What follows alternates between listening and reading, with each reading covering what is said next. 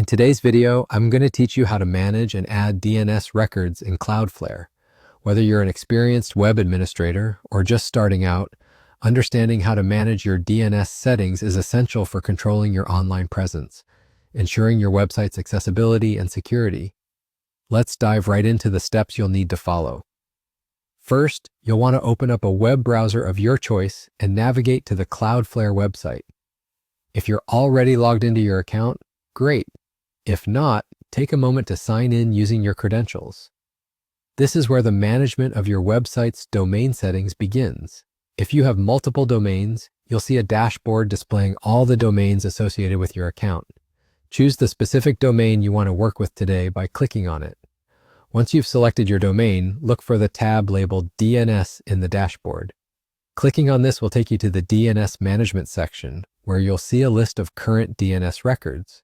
This area is crucial because it directs how traffic is routed through your domain. Now we're going to add a new record to create a subdomain. To do this, you'll need to locate the button that says Add Record. Clicking this allows you to set up a new DNS record. You'll see a field called Type. This is where you'll define what kind of DNS record you're creating. For our purposes today, we'll set this type to A. An A record is used to point a domain or subdomain to an IP address, which is exactly what we need for creating a new subdomain. Next, in the name field, input the subdomain you want to create. For example, if your primary domain is example.com and you want a subdomain called blog, you would simply type blog into this field. This means your new subdomain will be accessible as blog.example.com. In the section labeled IPv4 address, you'll need to enter the appropriate IP address to which you want this subdomain to point. Typically, this will be the IP address of your hosting server where your site's content is housed. Double-check the IP address for accuracy, as an incorrect address can lead to connectivity issues or display of the wrong website. Finally, after ensuring all fields are filled out correctly, click the Save button.